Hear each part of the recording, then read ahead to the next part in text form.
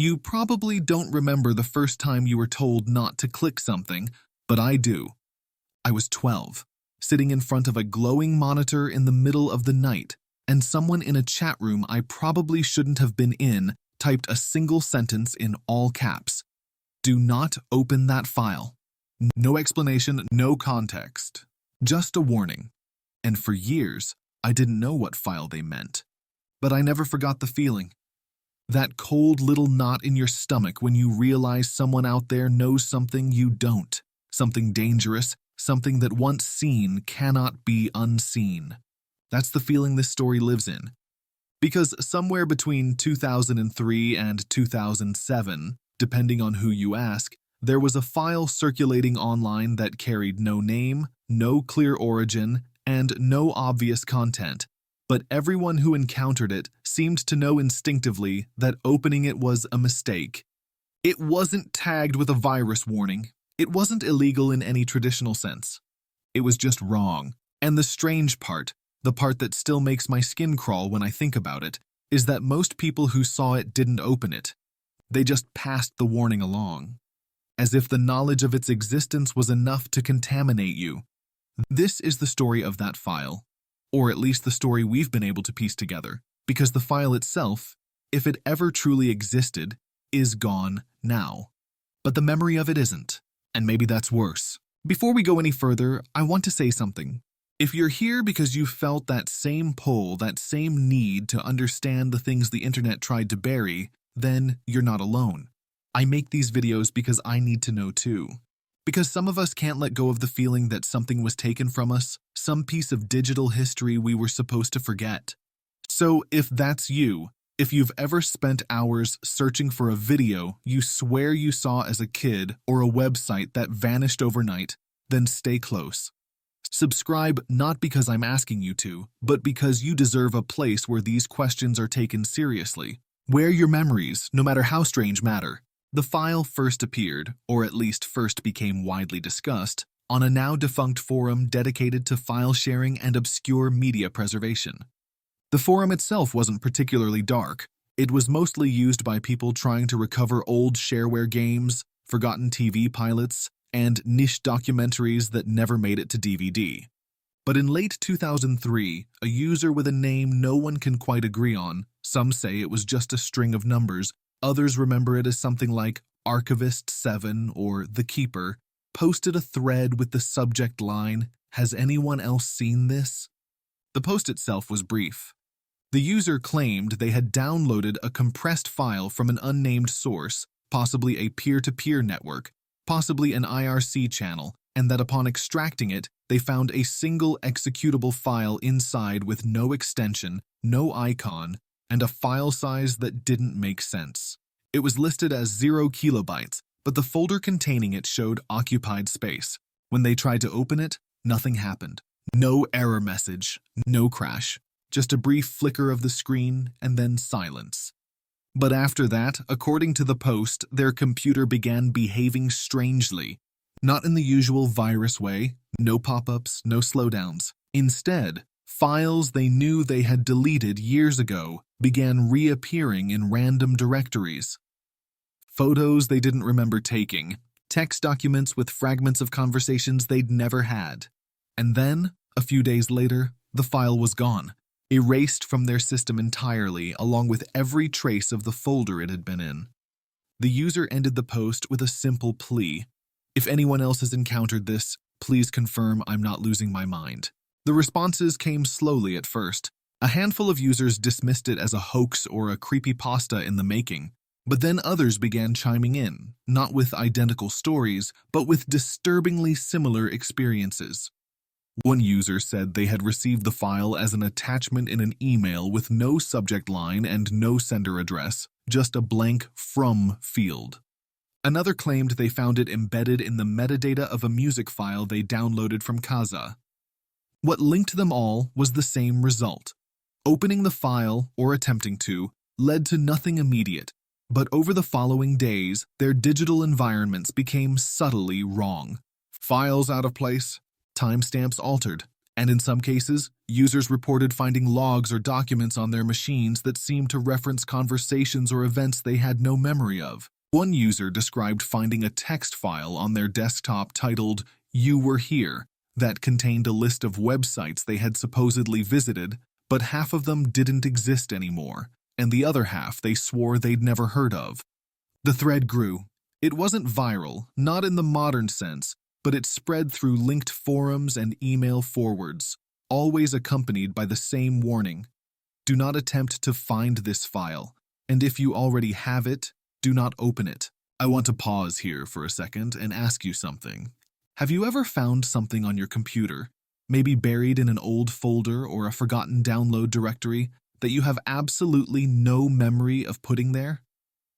Maybe it was a photo, maybe it was a document, maybe just a file name that felt too familiar but also completely alien. If that's ever happened to you, drop a comment below. You can just say, "I've seen something like this before," because I think a lot of us have felt that. That small fracture in the continuity of our own digital lives. And when you read stories like this, you start to wonder if those moments were accidents or if something else was going on. Either way, your comment might help someone else realize they're not the only one who's noticed. Now here's where the story gets harder to trace. By 2005, the original forum thread had been deleted, either by moderators or by the original poster. No one knows for sure. But the legend of the file persisted, migrating to other corners of the internet. It was mentioned on early creepypasta wikis, though those entries have since been removed or marked as lost. It appeared in conspiracy boards, where users speculated it was some kind of government or corporate data collection tool, a psychological experiment, or even a form of digital haunting. One theory, and this one still unsettles me, suggested that the file wasn't actually a program at all, but a kind of mirror. That it didn't do anything to your computer, it just reflected what was already there, things you had forgotten or repressed, fragments of your own digital past that your conscious mind had let go of but your hard drive hadn't. In this interpretation, the file wasn't malicious, it was just honest, and that honesty was what made it unbearable. There were attempts to find the file, of course. Small groups of amateur investigators and digital archivists tried to track down the original source, scouring old file-sharing logs, abandoned servers, and archived forum posts, but every lead went cold. The file, if it ever existed in a singular form, seemed to exist in a state of perpetual rumor. People claimed to have seen it. Some even claimed to have opened it. But no one could produce a copy. No one could verify its existence. And yet, the warnings persisted. Even as late as 2010, there were scattered posts on Reddit and 4chan cautioning against searching for it, often with no additional context, just the title of the file, or rather, the absence of a title, and the same directive: avoid. What makes this story so difficult to dismiss isn't the technological implausibility, though that's part of it. It's the emotional consistency. Every account, no matter how different in detail, shared the same psychological aftermath, a feeling of being watched. Not by a person, but by the machine itself, a sense that something in the architecture of their digital life had shifted, that the boundary between user and system had become porous. One user described it as feeling like their computer knew them too well, like it had been keeping a diary of everything they'd ever done and was now quietly reminding them of it. Another said it felt like the file had taught their computer how to remember things they had tried to forget. By the early 2010s, discussion of the file had mostly disappeared. The internet had moved on. New mysteries, new horrors. But every so often, someone would stumble across an old thread, a cached page, a half-remembered forum post, and the question would surface again: did anyone ever actually open it? And if so, what did they see? Because that's the thing. No one ever described what the file contained, only what happened after. As if the content of the file was less important than the act of opening it, as if the file itself was a kind of threshold, and crossing it changed not the machine, but the person using it. There's a theory I keep coming back to, one that no one ever stated outright, but that seems to hover around every telling of this story. The idea that the file wasn't distributed at all, that it was already on your computer, buried somewhere in the operating system or hidden in a forgotten subdirectory, and that the act of finding it was just the act of noticing something that had always been there. That the file was a kind of digital Rorschach test, a blank space onto which we projected our anxieties about memory, privacy, and the machines we trusted with both. In this version of the story, the file doesn't need to exist. It just needs to be believed in. And once you believe in it, once you accept that there might be something on your machine that you didn't put there and don't understand, the damage is done. Because now you're looking, and once you start looking, you start finding things. And those things, whether they're real or imagined, change the way you interact with your computer, with your own past, with yourself. I don't know if the file was real. I don't know if anyone who claimed to have opened it was telling the truth. But I know the feeling is real. That slow creeping paranoia that your digital life is not entirely your own. That somewhere in the vast architecture of files and folders and cached data, there's something waiting. Something you weren't supposed to see. Something that, once acknowledged, can never be ignored again. And maybe that's what the file was. Not a program, not a virus. Just a reminder that the internet, for all its promises of transparency and connection, is also a place where things hide. Where things are forgotten, and where sometimes the things we forget find their way back to us. So if you've ever felt that pull, that need to open the one file you know you shouldn't, just remember, some doors, once opened, don't close.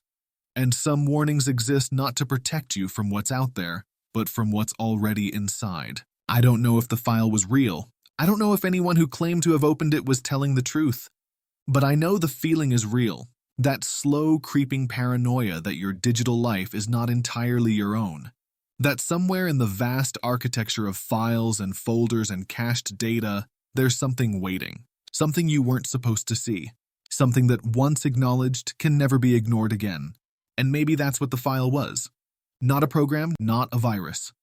Just a reminder that the internet, for all its promises of transparency and connection, is also a place where things hide, where things are forgotten, and where sometimes the things we forget find their way back to us. So if you've ever felt that pull, that need to open the one file you know you shouldn't, just remember, some doors, once opened, don't close, and some warnings exist not to protect you from what's out there, but from what's already inside.